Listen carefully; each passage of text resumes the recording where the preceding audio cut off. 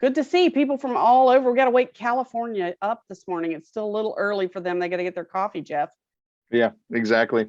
Yep. Exactly. Well, because we have so much to cover, let's go ahead and let's kick this thing off. So, guys, we'll have the slides up for just a minute, and then we'll go back to where you can see Jeff and I a little more. We do encourage you to participate. This is not a podcast and not a webinar, as I'm fond of saying. It's a conversation, and it's a conversation where you get to join in. So those are the best kind. So please feel free to join us. We're going to be taking a deep dive and looking at things from the buyer's perspective. Now, isn't that interesting that we're not talking about things from how to do it as a builder, or what you need to do as a builder, why builders need to do these things? We're going to look at it from your buyer's eyes and hopefully help you to have a deeper understanding of why your buyers do things the way they do. I know sometimes it can be frustrating and sometimes it can be wonderful. So home building is never dull. That part we do know.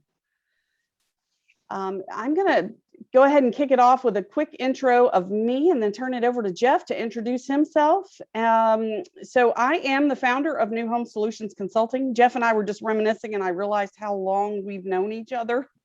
I went, wow, but we started as kids, Jeff. Yeah, we did. Exactly. We were 14 at the time. Yeah. Yes. Wow. We go back a minute or two. So yeah. Very exciting. We'll talk about that just a little bit more too. But I've been in this industry for about 20 years now. And when I say been there, done that, bought the t-shirt, I really have, because I was fortunate to start out with a home builder who I consider boot camp for the industry.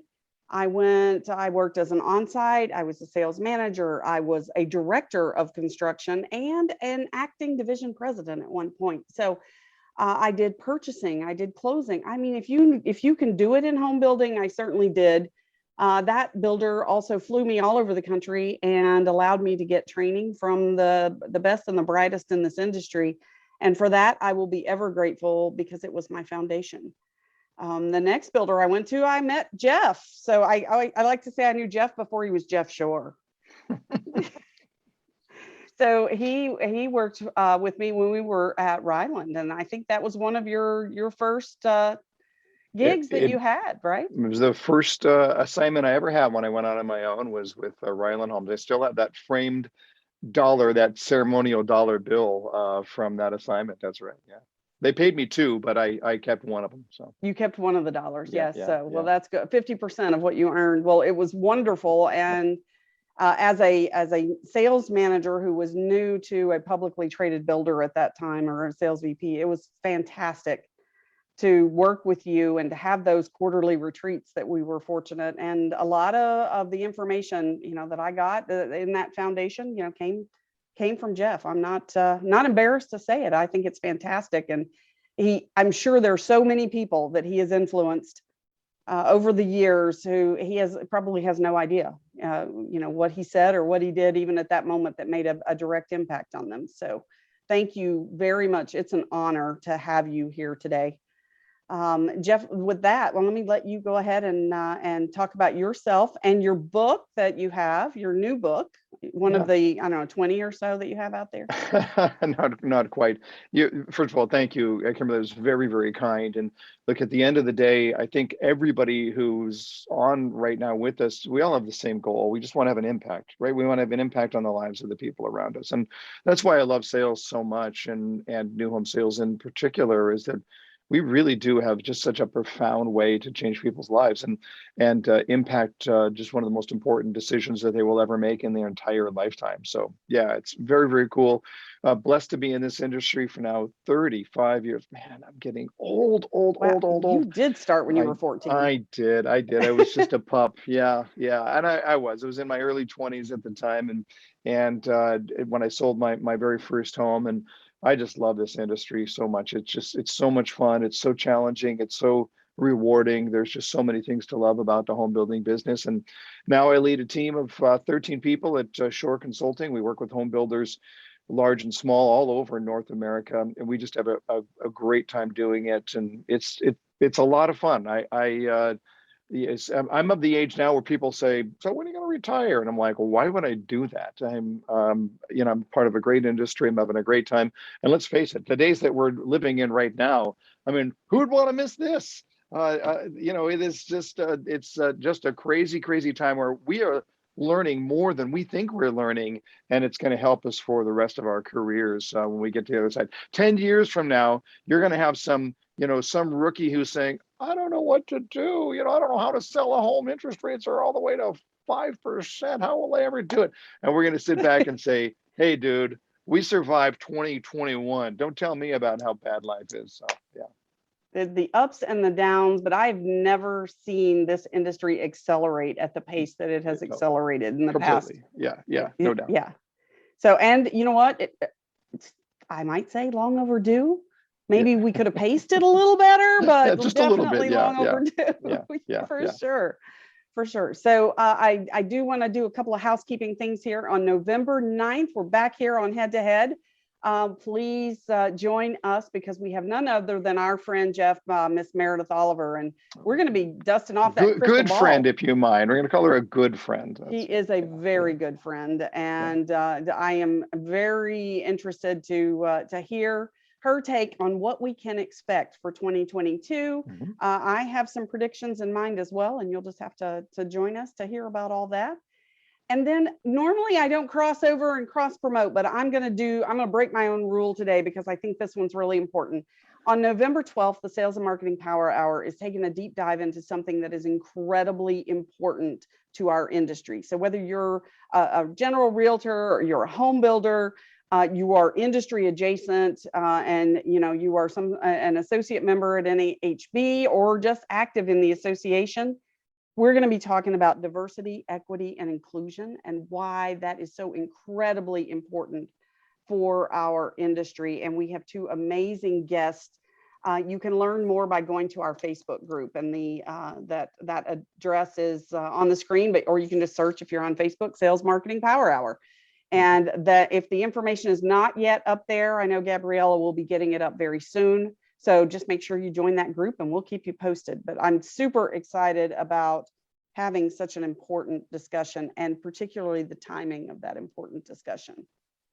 So with that, I'm gonna stop sharing any slides, and we're just gonna dive right in.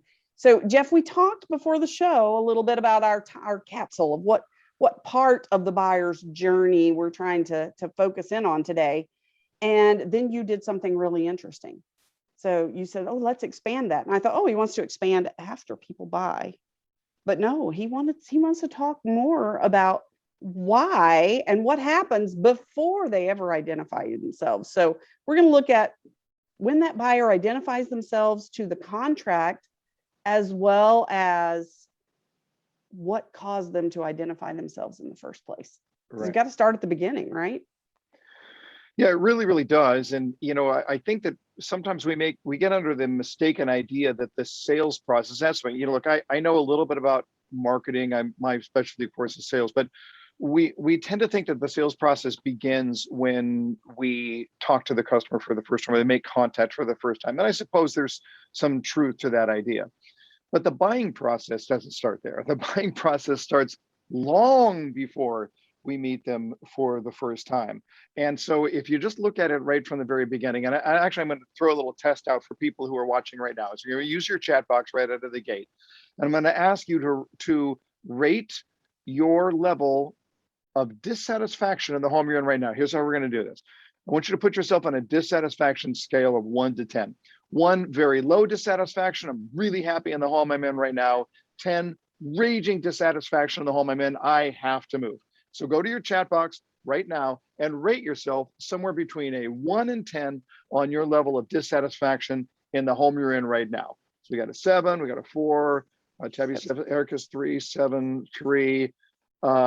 Rachel says in September I was a 5 to 6. A 5. 6 weeks later, I bought a new home, and I'm now a 10 because I'm waiting to move into my new home. There you go. That would make sense. 6, 5, 4. Cool. All right. So we got these ratings in for what that dissatisfaction looks like. And I'm going to look at a couple of people here who rated themselves in the 1 to 4 range. Here's Kelly, here's Pamela, here's Erica, here's Connie, all 1 to 4. Relatively low dissatisfaction in their home. And I'm going to tell you that there's a word for all those people. And the word is non-buyer. Absolutely. The specific connection between the dissatisfaction, our desire to buy, is so strong. The higher, when I look at the Rachels of the world, when I look at Matt, when I look at Tabby, and certainly when I look at well, actually both Rachels that are on here right now, these are people with high dissatisfaction. Those are your next buyers, and it is that dissatisfaction that ramps up over time, that has been going on long before we meet the customer for the very first time. And my concern here, Kimberly, is for salespeople who think that the buying process started the day before the customer walked through the door. Huge, huge mistake. Oh, absolutely. You know, I hear regularly, all these Looky Loos are coming back into my model. I'm seeing all these people that are just coming through. Well, you just opened, and Looky Loos look, because of their level of dissatisfaction. They may be really early in the process, or you might be surprised, because Looky Loos, when they find what they're looking for, particularly in the active adult market, active adults will say, I'm 5 years out, I'm 10 years out, and then buy a home in 2 weeks. Yeah. Well, let's look at it this way. Just to your point here, Kimberly, I'm going to ask Erica and Pamela here to type in the answer to this question in the chat box. Are you actively shopping for your next home? Yes or no? Erica and Pamela, are you? Erica says no. Pamela says yes. Pamela, you're supposed to say no. You're ruining it right here. So Pamela, no, hold on. Nobody Pamela's gave Pamela got a story. The script. Exactly. We're going to figure it out here in a second. Because most people, if they have a level 3 dissatisfaction, they're not looking for their next home. So Pamela, it's up to you. If you want to share with your story, do it in the chat box. Let us know. How is it that you're happy with your home, but you're still looking? And I have a guess at what's happening. I think Pamela's got something going on in her life that has nothing to do with her home, but let's see if she responds and we'll go from there. But the idea is that the lower the dissatisfaction, the less chance it is that they're going to buy. But the time they walk through your door, they're tipping their hand. It's like, when you walk into a mattress store, you're probably going to say, I'm just looking, which is ridiculously stupid. Nobody's just looking for a mattress. When you walk through the door, you're tipping your hand. Something is going on in your life. And so we've got to get it out of our head that The people bags are under your just eyes might looking. be a tell if you're in the mattress business. So, and okay, so here's what Pamela says.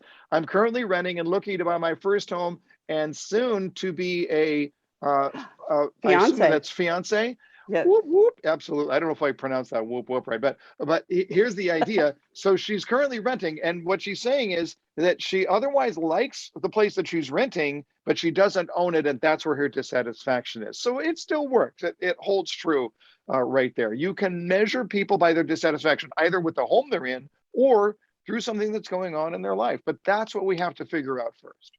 And if we're going to figure it out, it stands to reason that we should stop talking about product and what our features are, and perhaps talk to the buyer about what's going on in their world. Yeah. Get to the why. If you don't get to the why, you certainly shouldn't be moving on. The why to me is so important. This also separates poor salespeople or mediocre salespeople from great salespeople. The fact is, it's easier to ask product questions than it is to ask about life questions. It's easier to ask about bedroom count than it is to ask about dissatisfaction. It's easier to ask about time frame than it is to ask about pain points. It's not a question of what's easy. It's a question of what's right. And that's my concern here. And I think you are absolutely right, Kimberly, is that we get this conversation headed so deeply into the product, which is all about what the customer's moving to, that we completely short circuit and don't understand what the customer is coming from. It's the fatal flaw in sales over and over again. I did a role play a few weeks ago with a very seasoned sales team. And that role, and of course, seasoned salespeople and role play go together like oil and water. Okay. Mm-hmm. They don't want any part of it. But our test was, how long does it take you when you first meet someone to where you're talking about product? Yeah.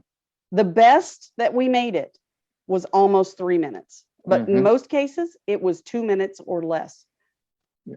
You can't get to know someone's why in 2 minutes or less. I'm sorry. Right. I can talk to a fence post, as you know, Jeff, but I can't get to the why in that amount of time. Which is too bad because the whys are so interesting. I mean, people's stories are so They're interesting. cool. If Yeah. they really are, and they're all unique, and it keeps the sales presentation fresh. If the sales presentation is all about the buyer and less about the product, because after a while, and I've been there as a salesperson, I know what it's like to walk somebody through a home and say the same thing over and over again, and pretty soon I'm just sick of my own voice. But when it's not about the home, when it's dominantly about the customer, well, everyone's different, and that keeps it fresh. That keeps it fun if we really lean into what that customer experience is and why they're even, as you say, why they're even thinking about moving in the first place. A curious salesperson is an excellent salesperson. You know, I loved getting to know my buyers. Mm-hmm. That was, to me, that was the best part of it. I went from B2B sales to into new home sales. And I just met some of the coolest people. And if you will just take the time to get to know people, it's incredible, what you will learn about them, how and what kind of foundation you can build for when they do buy from you. Yeah. Now you've got a foundation of trust, and a lot of things can happen, as we know, in the home building process. Windows, anybody having a problem with windows right now? So that's all I've heard is, Yeah. buyers are unhappy about windows, right? So, but if you have that foundation and you have that trust, this is where it starts. Yeah. Yeah. Let's address then something that's really hot right now, Kimberly, and that is that there are a lot of salespeople out there that are still so busy, and not in all markets, right? We see a lot of different markets around the country right now, but there are a lot of salespeople that are really just so busy. They have a huge backlog. They've got big traffic, and maybe they don't even really have anything to sell, or very limited to sell, whatever it happens to be. And so then our natural tendency is, I'm so busy that I'm going to shortcut that discovery. And I don't hear this much from salespeople, but I hear it from their managers who come to me and say, my salespeople, they're looking at saying, why do I want to know why they're thinking about moving? They're walking through the door. They need a place to live. I have exactly one home I can show them. Why do I want to do all this deep dive on what their situation is and their dissatisfaction and everything else? And I think I've heard this from a number of times from managers. And so I have a sense that there is some prevailing thought along those lines. And my response to that is, I don't care what your market condition is. Understanding who the customer is will always be appropriate, but it's going to come down to, what is your motive? Like, if your only motive is to try and figure out, how do I get them on contract and get paid? If that's the only thing you're thinking about, then I suppose in this market condition, you can take some shortcuts, not understand the why. I think you can get away with that, right? But if your motive is to serve the customer, you cannot effectively serve someone that you don't know very well. Amen. And even as it relates to things like window delays that we were just talking about, Kimberly, or other issues, man, I got to know what my buyer's story is. And so if we're looking at saying, we sold our home way quicker than we thought we were going to. I'm living with my parents, with my 3 kids. This is a disaster. This is a nightmare. It's kind of important to have that information to understand what they're going through, even when you do have to deliver that bad news. So this idea of understanding the why will always be fresh. Doesn't matter what the market conditions are. Well, and even with hot market conditions, you're going to be attached to this buyer for far longer now than you have ever been, because now pipeline management, I did a survey last week. Pipeline management was the number 2 response that I got from people, that is their top struggle. And again, to Jeff's point, if you don't have that foundation, you don't have that relationship with these people, when things go wrong, trust me, your life is going to go wrong. Yeah. So I'm going to give you a soundbite that I just took from Jeff. So newsflash, soundbite alert here. Forget the builder story. The buyer story is the one that matters. That's it. Well said. I think that's the way we have to look at it. And maybe the builder story gives you more points on a video shop. I don't know, but the buyer story is the one that gets you more sales. So yeah. Yeah. Well, maybe we can have the Ben Marks from Melinda Brody and Company weigh in on that one. But yeah, it certainly does. And we get so caught up in that. We really do. We really do. I want to hit on one thing that you just said, Kimberly, that I think is really important here, that when we understand the customer well and that long timeline, let's face it, it's difficult to be able to work with customers over a very, very long buying process anyway. But when it's bad news, bad news, bad news, you're right. It's we can't get lumber, we can't get windows, we can't get appliances, we can't get gas meters, whatever it happens to be. Then it feels after a while that as salespeople, our title is Chief Heartbreak Officer, and our job here is just to deliver bad news after bad news. And I want to make a suggestion here to you, if you're a frontline new home sales professional, if every time you call, you're delivering bad news, if every time you call, there's a negative aspect to it, it's going to wear very, very thin.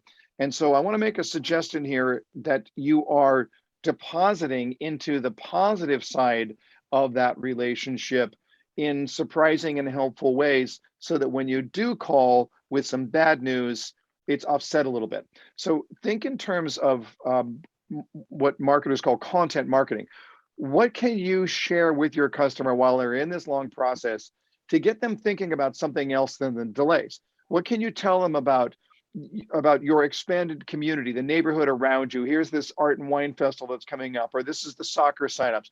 What can you send them by way of, the newest trends in decorating? Or, here's a clip that I saw Joanna Gaines interviewed on this show about what, or here's ideas on how to do your backyard landscaping on a budget. All of those things that we provide and by way of content marketing that are going to be helpful to your customer, just drip them out on a regular basis all throughout the process, so that it offsets the idea that the only time they hear from you, it's seemingly going to be bad news. You want to make sure that you're showing your worth, you're showing value, that you're constantly putting stuff out there for them to say, well, that was helpful, and that was helpful, and that will lessen the pain when you have to call and say, I hate to tell you this, but we're off another 2 weeks because of X. Well, and if you do that and you do things in a personal way, I mean, we've known for years that buyers who express high levels of dissatisfaction with the home building process at the end with their surveys, the one thing that they're saying is, no one reached out to me. And, yeah, that's right. We scratch our head as builders. We go, we saw you every single week. You were in my office. You were in your home. What do you mean you didn't hear from us? They didn't hear from you. Yeah. They initiated all of that. And if you are initiating it in personal ways that matter, asking, how was little Timmy's soccer game last night? How was Cora's district championship? Whatever it is, you're asking them what's going on in their world. It shows you're paying attention, and it shows you care. So be personal and be proactive when you're reaching out to your buyers and your prospects. It needs to be very personal. Yeah, I think it has to be. If you think of it, we know it's a difficult time to be a salesperson in this industry. We get that. It's been a very, very difficult and challenging 2 years. But man, try being a buyer over the last 2 years. Really, really tough. And it pulls at you, and it weighs on you. And anything that we can do to try and say, I'm interested in who you are as a human being, not just as a home buyer. And by the way, if you've got, as we were talking about content marketing and things that you regularly drip out to your customers, if you've got something along those lines that you regularly do, drop it in the chat box. Let us know what you do. How do you keep in contact in a very positive way with your customers when they're in backlog? Maybe we can learn from one another along those lines. And I'd be happy to steal anybody's idea and call it my own. Well, there you go. Well, that happens too. You said something to me as we were preparing for the show, and you were talking about simple equals right. Yeah. And I love that, because I think so often we complicate things in our own head. We assign good or bad, or this is good news or bad news. And sometimes news is just news. Yeah. That idea of simple equals right is it's a mental rule of thumb, a heuristic, as the psychologists call it, that we carry around. The simpler something seems to me, the righter it feels to me. And more companies these days are really doing business that way. They're set up to do business that way. So do you by chance use Chewy.com, Kimberly? I do, yes. And I think they're amazing. They're incredible. And for those of you who don't know, once a month, a box shows up on my doorstep from Chewy.com with the exact amount of dog food that I need for my dog. And then it gets billed automatically, and I don't have to think about it. And it's so easy because it takes it out of play. I don't have to ask the question, do I need dog food? Or am I out of dog food? Whatever. I don't have to think about it. Now, what's interesting about that, Kimberly, do you know what you pay Chewy.com? Because I have no idea, and I don't really care. No, it's something ridiculous a month. But I'll go even better. There to Chewy.com. When Pepper, my little schnauzer, passed away, my order had already shipped when she Yeah, passed away. And this was a yeah, very sick dog who was diabetic, and we had all these special, everything was prescription, blah, blah, blah. yeah. Well, I received the box and I hadn't even thought cancel, the order. I reached out to them and I said, hey, I need to cancel this order. And they asked me what happened. And I told them, and they said, you know what, please take the box and donate it to your local shelter. Mhm. And we're going to refund your money. Yeah. Right. I mean, it was just, they didn't want me Easy. to ship it back. They didn't Yeah. want me, which I would have gladly done at my own expense, Right. but they didn't Right. know. They wanted me to pay it forward. Yeah. And, that comes from that abundance mentality. And that Yeah, it that really company, does. to Yeah. me, I just think they're Yeah. incredible because They're of great. that. But it's an example of a company that's set up to say, what would this look like if it were easy, even for something like dog food? If you call the 800 number for Zappos today, okay, you know how you get the recording, press 1 for this, press 2 for it, right? Call the 800 number at Zappos. Test me on this. Call the 800 number for Zappos, and you're going to get a recording that says, press 1 to talk to somebody right now. Press 5 to hear a joke of the day. I love that. That's it. That's all you get. If you want to talk to somebody, you press 1 and you go right to somebody in no time at all. That's easy. That makes it easy. And so that's one of the things that, by the way, if you look at iBuyers right now, that's exactly how they do business. I Right. have sold 2 rental homes in the last 2 years. They both happen to be in the Dallas market, but one I sold literally from my lanai at a beach in Hawaii using an app.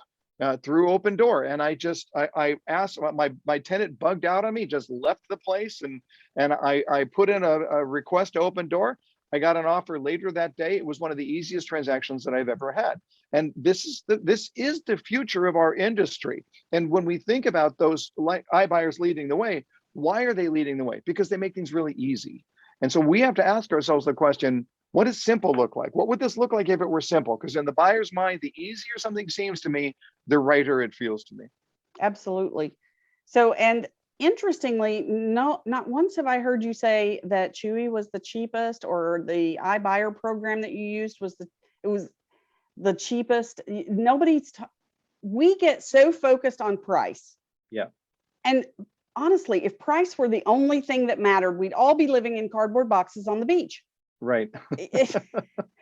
Price Yeah. is not what the buyer's primary concern is. It may be what they voice the most, Right. but that's only I because think they voice they have it the to. most, largely because they've been trained by other salespeople in their experience, that they Mhm. think that's what they're supposed to ask. And then if a salesperson is going to ask dumb questions, like, can I help you, right out of the gate, then you're forcing the buyer to take the lead. And what do you think they're going to do? They're going to ask you about price. And this is a disaster of a conversation right out of the gate. Let's figure out what pain looks like. Let's figure out what value looks like. We'll get to price. Or put it another way, the earlier you talk about price, the harder it will be to get the sale. Now, maybe not in this marketplace, but if you need this marketplace to be a good salesperson, you're in for a rude awakening when the market turns. Yeah, well, rising tide floats all boats, right? It does, yeah, exactly. But what happens when that tide goes out? And I can Right. tell you, there's some people that I'm working with, and they realize, they're like, I got to get the rust off because my market's changing, and the Yeah. market is changing. Yeah. Maybe more in some places than others, but the market is rapidly Right. changing, and the Yeah. interest rates going up will certainly do that. How do we give buyers that confidence? Our process is a little more complicated than buying shoes or dog food, Yeah. without a doubt. So Right. how do we give them that confidence and that peace with their decision to move forward? Because each builder kind of has a different model. Some of them Yeah. are to be built, some of them are custom, some of them are more production oriented. A lot of production, they're trying to do that by offering their homes later in the process. Mm-hmm. Yeah. To do that, but more for their own benefit, I think. Yeah, I think it begins with it's what I like to call macro statements. So when I can say to a customer, let me give you an overview of what's going to happen here. Now, I can do that at different times in the process, right? I can do that early on in the conversation, even about our early questioning pattern and what's going to happen in that day. I can explain that in the way that we are going to buy the home, and explain how our buying process works. But the idea here is that I'm not going into detail. It's a 60 to 90-second overview right from the top. So you know, I recently had rotator cuff surgery. And when I first sat down with my surgeon, one of the things he said, that tendon, it's like a rubber band. Sometimes it stretches so it loses all of its, what's the technical elasticity term? There you go. And sometimes it snaps, and yours snapped. And our job here is like a rubber band. We're just going to reattach it up there. That's what we're going to do. That's basically, we're going to do everything else as details. And that, right from the very beginning, it gave me a mental picture to clarify what was going to happen next. And I think too often we start with the details, hope that they'll bubble up into the big picture. That's going to confuse the customer. We want them to have an overview. So be thinking about, it's not the builder story. It's let me just take 60 seconds here to tell you how the process works. That conversation is most welcome by somebody who's thinking about buying a home, because it's going to be a top level, it's only 60 seconds, but it's going to be a top level conversation that allows me to understand how this works in context. So as an example of this, one of my favorite closing approaches of all is we call the explain the process close, or sometimes called the next step close, where I say to a customer, it is, but it's also an explain close. So I say to the customer, if you decide to purchase, let me walk you through the process. First thing we're going to do is sit down and write a purchase agreement. There's a check for $5,000. That's the deposit. That's part of your down payment. The rest of the down payment isn't due till you're ready to close. And as we said, it's going to be about 8 months for this home. Then we're going to make an appointment. So I'm going to go through and I'm going to walk through the steps, but it's going to take me 60 to 90 seconds. When I get to the end, I'm going to say, so that's how the process works. Now, the very first step in the process is to sit down and write a purchase agreement. Is that where you're at? Is that what you wanted to do? That's the question. I've explained the process. I've told them the first step, and I asked them if that's what they want to do. It's not scary. It's not manipulative. It's not in your face. It's a very simple, either yes, we do, or no, we don't. And if not, why not? That's it.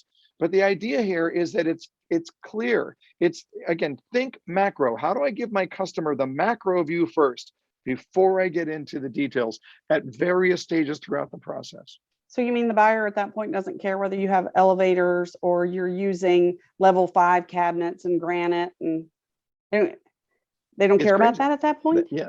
Can you believe it? Yeah. I know. It's the weirdest thing. Yeah. Well, Dr. Covey, tells us to begin with the end in mind, and his 7 habits of highly effective people, which of course is, my Bible that I use in my business and life. And when you start thinking, okay, where are they? And you in the process, we try to find that out. And then we can create that roadmap. Just like you said, let's talk through that process. Let's get them also to the end. They may not have taken the leap yet. They may know there's that level of dissatisfaction. They may know there's something they want to change, but they may not have already taken the leap to go, a new home is what's going to fix this. Yeah, that is absolutely right. But this ties back into what we were talking about earlier, Kimberly, the idea that if you don't know your customer well enough, it's actually difficult to begin with the end in mind, because what you end up doing is racing forward to the end, thinking the product is the mean to the end. It's not. Understanding the buyer is the means to the end. And so, because Covey also says that most people don't listen with the intent to understand, they listen with the intent to respond. And I think that this brings up a really interesting point about great salespeople. Great salespeople have one attribute that both helps and hurts them. Great salespeople have really good short-term problem-solving skills. So in other words, they're quick on their feet, right? They know how to size something up and solve it really quickly. Now that's a great attribute. It's also a dangerous attribute, because if we're not careful, then we're sitting there, we hear the first part of the problem, and we go, oh, I got a solution for this. I'm so excited. If you shut up and take a breath, I'm going to throw this at you. I learned it in training. It's going to blow you away. And at that point, we're disconnected. We are listening with the intent to respond and not with the intent to understand. So just slowing that brain down a little bit and letting it all come to us rather than go chase it is a really, really important process. That's why one of the things we teach at Shore Consulting in our training programs is that in the first 3 minutes of the conversation, no solving, no selling. This is the mantra that we try and build into the mindset of salespeople in the first 3 minutes. No solving, no selling. In the first 3 minutes, your only task is to understand. That's it.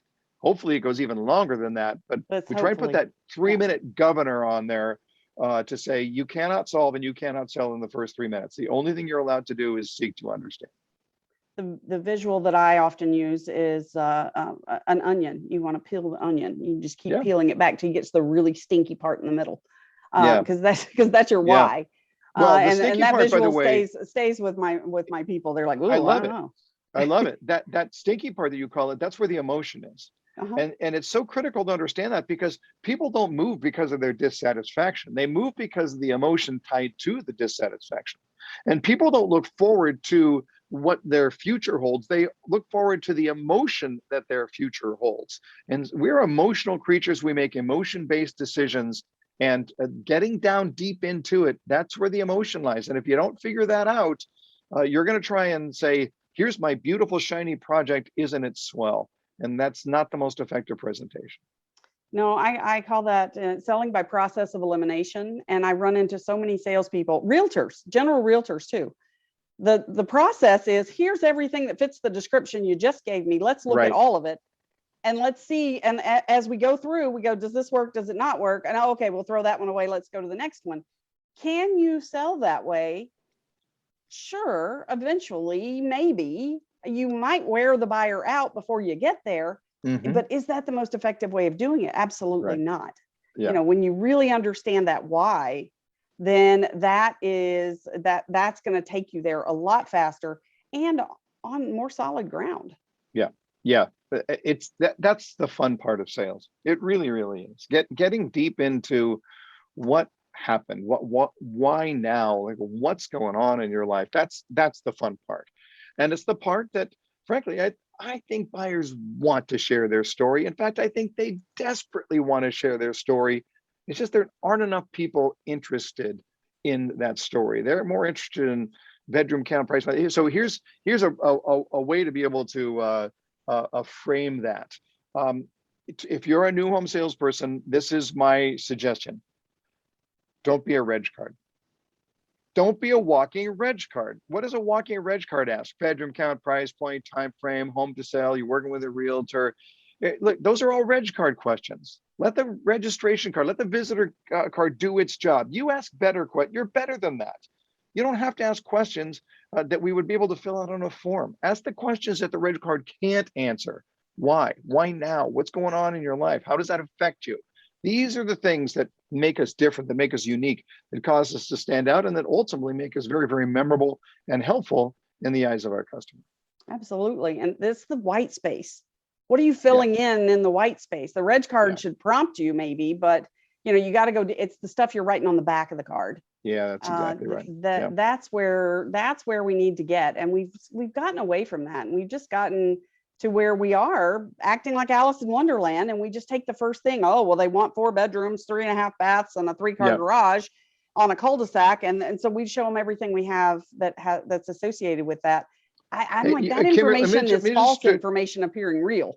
Yeah, that's exactly right. So let's just get people involved on this, because your chat box is a little quiet right now. It did get quiet.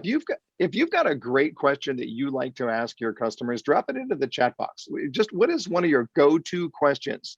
And if you write what brought you out today, I'm going to hit you on the side of the head. But some other question. I need a little car emoji to go across the exactly. Whenever right. we That's say right. that. If you have a question that you use regularly that elicits good comments from the customers, we'd love to hear it, and I know your peers would too. So drop it in the chat box.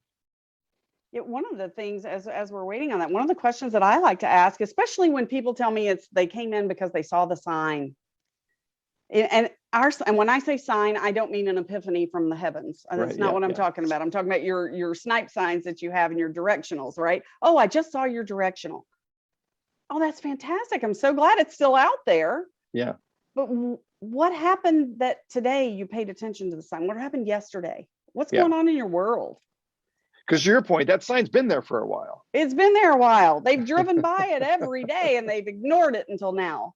Yeah, So yeah. it's all about, if you don't ask I'm just a very direct person, as you've known for years, Jeff. So, I like to get to the heart of the matter. And one of the things what's going on in your world? Yeah. What's making you think about moving? Yeah. Yeah. It can be as simple as that. It really can. If you ran into a friend from high school at the grocery store and just got into a chat and they said, yeah, we're in the process of moving, what would you do? You'd look at it and go, oh, really? Why? What's going on? Why are you thinking about moving? It's as simple and as conversational as that. And it makes all the difference in the world. But I love what you just brought up. And we were talking about this before we went on the air here, Kimberly, about this idea that your customer has been going through something long before they walk through the door. And the sign is called marketing, right? Well, I just saw the sign. That's called marketing. But what happened? What is good marketing? Good marketing is that it is there showing up at the customer's life at the time the customer needs it. And that's the thing. We don't know what happened long before we talk to the customer, but there have been things that have been going on in their life in many cases for years as they've been dealing with some form of dissatisfaction. And then finally it gets to a point where that's it. I can't stay here anymore. That's when marketing shows up, right? There, before that, it's branding, right? Up to that point, it's just branding. It's until just they take action. Yeah. Until they take action, it's just branding, which is valid. There's no question about it. But now when there's something that's going on in my life, now suddenly I'm paying attention, right? That's where the marketing comes into play. But by the time they respond to the marketing, something's going on. Something's happening there in their life. This should be really, really exciting. And the same can be said of your digital marketing, your website, that they went to your website, or I saw you on Facebook. Wow, what'd you think? And what made you pay attention to that today? Yeah, right. Because you're probably not the only thing they saw on Facebook.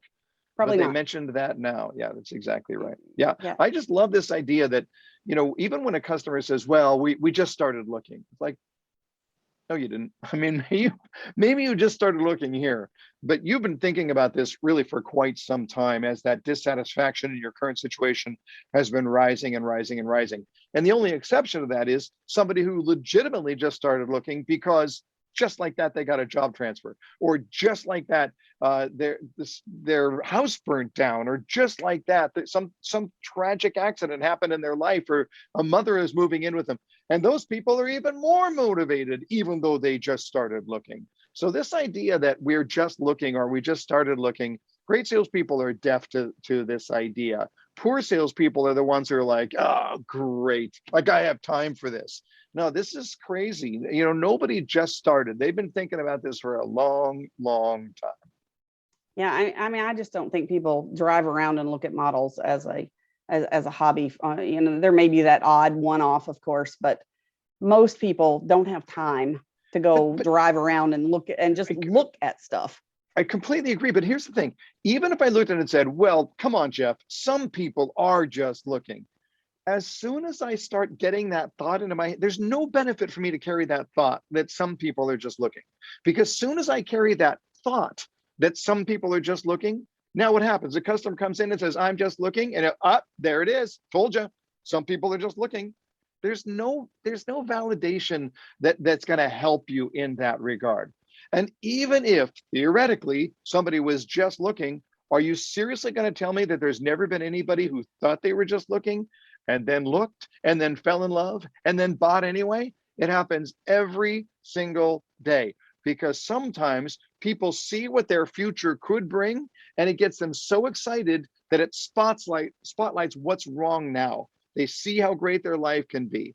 But if you blew them off because they said, I'm just looking, you are of zero value and of zero service. Absolutely.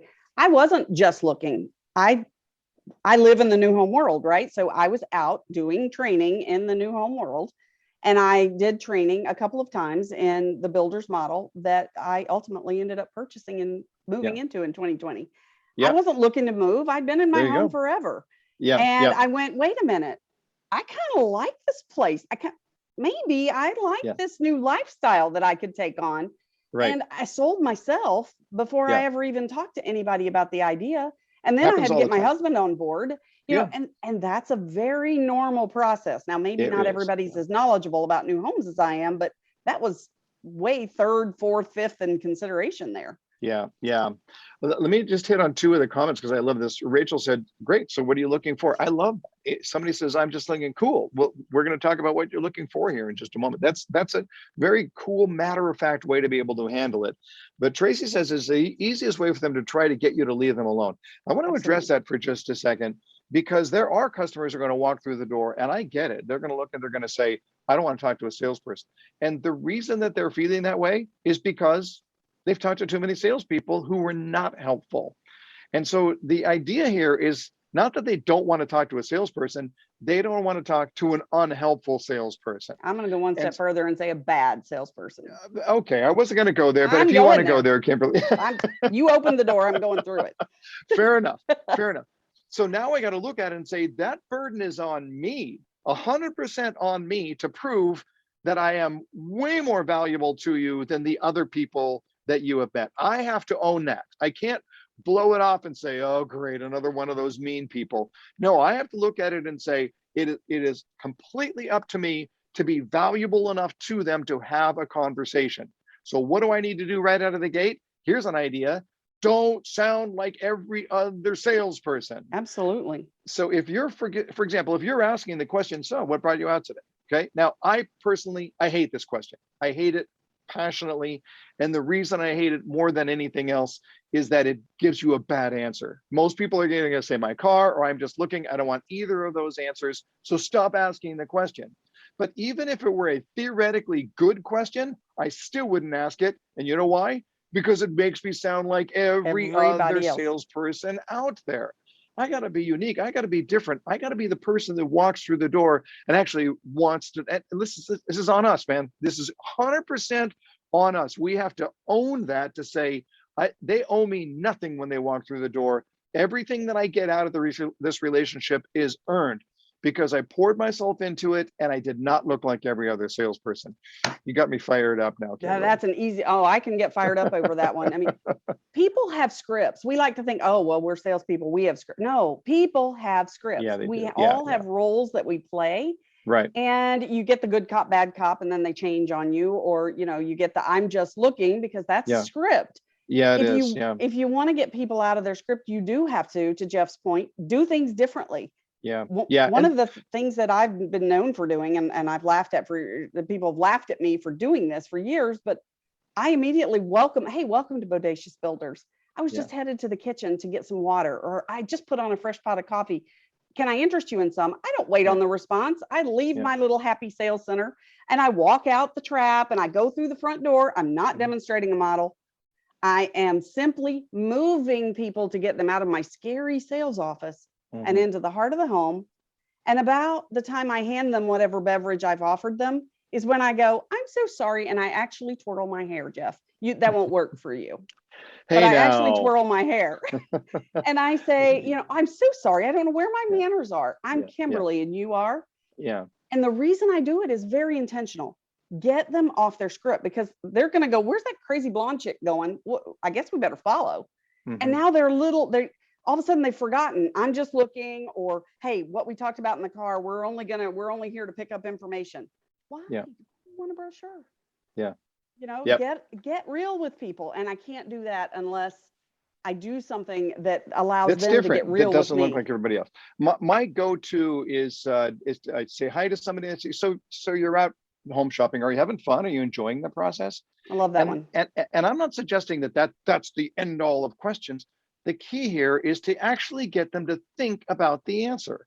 Because if I say, "Can I help you? How can I help you? What brought you out today?" Those are all script questions that they've heard before, and they're going to give you a script answer. And the script answer is going to be, "I'm just looking." When I say, "So are you having fun in this process?" They actually have to stop and think about the answer that they're going to give me. And by the way, if they're not having fun, I want to know it. So Connie writes here, "I had someone tell me that she didn't like salespeople." I love it. That's honest. And I just agreed with her and said, "I know, I don't like them either." And then I smiled and we had a nice conversation. I love And that. it's great. It is just, let's just connect with people. I love this buyer because the buyer was at least honest with me right out of the gate and gave me a chance to be able to prove that I am not. Because I think so often when people say, I don't like salespeople, that very word salespeople is a pejorative. They're saying it in the negative sense. Right. And I just want to prove to them, I don't worry about it. Right now, how about this? I won't be a salesperson. I won't see you as a buyer. I'm going to be a human being. You're going to be a human being. And what do you say we just connect as human beings? How about that as a breath of fresh air? Motivation is so important, motivation and intent. And the listener and the audience can tell what your motivation and your Oh, yeah. intent is. So if you're 100%. there to help people, Yeah. that's what you're going to do. You're going to help people, even Yeah. if your home is not the right one for them. Right. And they can sense truly if that is where your center is. You need to find that center. I think that's a really good point, Kimberly, is that they know whether you're on script. They know whether you're really into this. They know whether you're just trying to sort of get through it. And my concern, like even when I'm out there visiting sales offices, which I do quite a bit, right?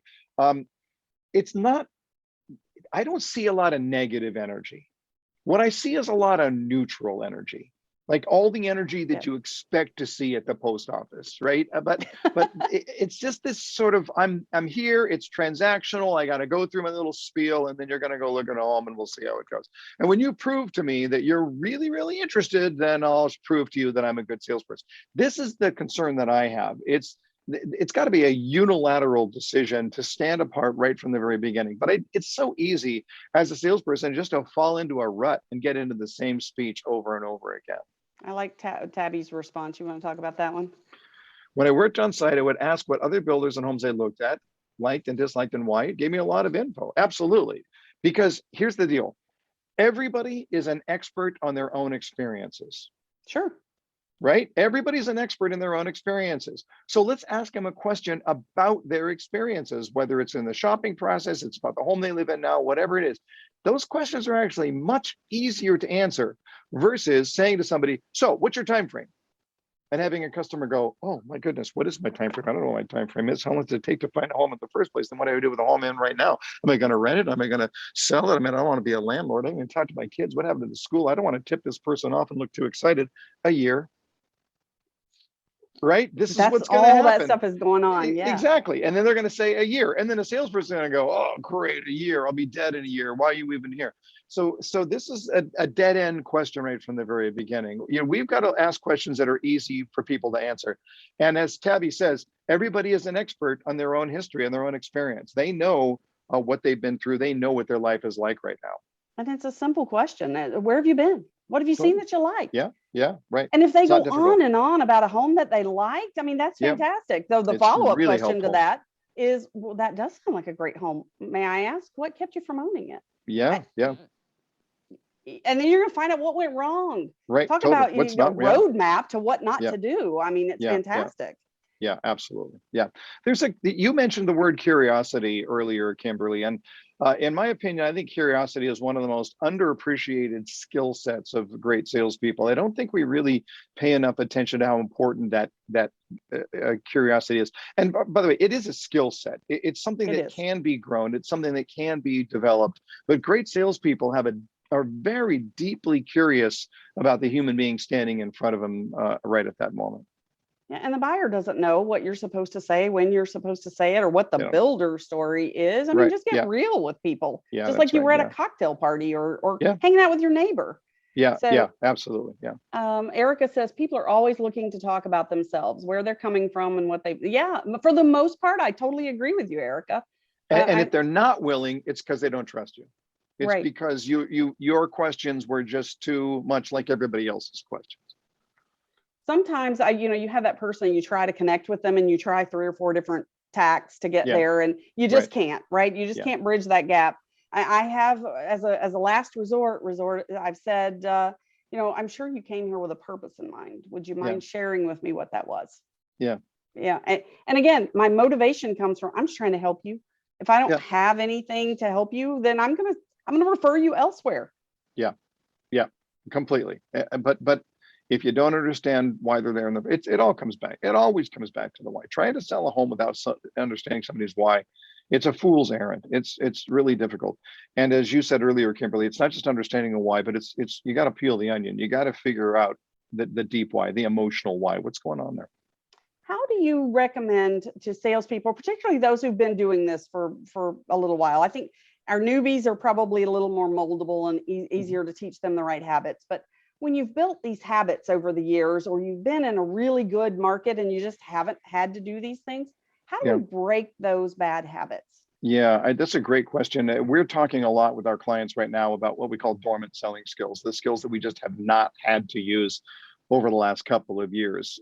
Negotiation skills, dealing with the incentive question, even closing skills, or even asking for the motivation. And the advice that we give is to list out a bunch of what you would call dormant selling skills. If you look, you said, if I'm being honest, I've not been working on this for the last 2 years because the market hasn't needed me to. Then ask the question, when the market shifts, which one will I have to have first? So when I see a shift in market, these are the skills. Now you got to be honest about it, right? My coach says that all change begins by telling the truth. So I got to be honest about what skills I've not been using, and then ask, when the market changes, when I see a change in the market, what skill will I need the most? Start with that one skill and start practicing it over and over and over and over again. Practicing it out loud. That means you're getting ready for work in the morning and you're saying it to the mirror. It means you're driving to the car, you're practicing it out loud. You've got to wake up those dormant skills so that they're ready when you need them, and you will need them. And I think even recognizing that sometimes we think we do things, but then when you really boil it down to the very core, then you realize, wait a minute, maybe I'm not doing this as well as I can. And that's a hard conversation to have with yourself. It is. I agree. Really but a necessary one for sure. Absolutely. We got about a minute left in our time today. I want to be respectful of everybody's time, but you got Jeff Shore here to ask questions to, so ask away. So anybody else have any thoughts here? Type quickly. So we've got such a good group of people and such a diverse, I see, people from all over the country. Wyoming, we got the mountains represented here. So Yep. Oh, good. So Eric at the last hour. That's a good one, Eric. Well, it is interesting. I've never seen in 35 years in the new home industry, I've never seen less movement of salespeople than we've seen in the last year and a half. And I think there's two reasons for that. One of them is the pipeline. They're handcuffed into their pipeline. And the other reason is that a strong market is a good deodorant. And so there are a lot of salespeople out there that think they are all that, and maybe they can look at it and say, well, just look at my backlog, I must be that good. And when the market shifts, we're going to figure out who maybe is a little bit of a pretender right now. So when we ask the question, where do we find great salespeople to hire, I absolutely believe that this is time to be hiring outside of the industry. Can you find great salespeople in the industry? Maybe, but it's really tough to do. And you're going to get a lot of false reads. You're going to people like, I am great. Look at how many sales I've made in the last 3 years. Yep. No. I want to know how many sales you can make when you got the wind at your face. That's the question. And so this might be a really, really good time to be trolling for salespeople. But where do we look for salespeople outside the industry? Well, it's helpful to understand there are two types of salespeople: lead generation salespeople and lead conversion salespeople. If you're a realtor, you make your living on lead generation, farming and holding open houses and whatever you do to try and pick up new leads. If you're in new home sales, you make your living on lead conversion. And so where do lead conversion salespeople hang out? They hang out at cell phone stores, right? Mm-hmm. They hang out in commissioned retail operations, furniture stores. Mattress sales, right. These are the places where you're going to find people who are already used to working weekends, who are probably making a fraction of what they could make in new home sales. But if you can see their accomplishment in that industry and you can see their achievement drive, that's where I think we need to look. You have to also bridge the gap for them, because the number one reason that people fail in new home sales is they didn't have the financial resources to weather the amount of time it takes before you get to closing. So as builders in our industry, we need to start thinking about that. I like to bring people in on the bench and make them trainees. I agree. And then promote from the bench. Your compensation. Don't let your compensation tradition prevent you from hiring your next superstar. It's really bad business. It really is. We've got to be thinking ahead. So Yeah. unfortunately, we are out of time today. But if you have any more questions, please reach out to us. I will get the recording out to everybody. And you'll have all of Jeff's contact information, or you can just reach him at jeffshore.com. It's a really complicated website. And of course, you can reach me at newhomessolutions.com. And thank you all for attending and asking such wonderful questions today. Jeff, thank you for taking your time to share with us. Hold on a second. I just have to say to Connie, shoot me an email, Connie, jeff@jeffshore.com. You've got a great question. I'll address it offline here. Just shoot me an email, jeff@jeffshore.com.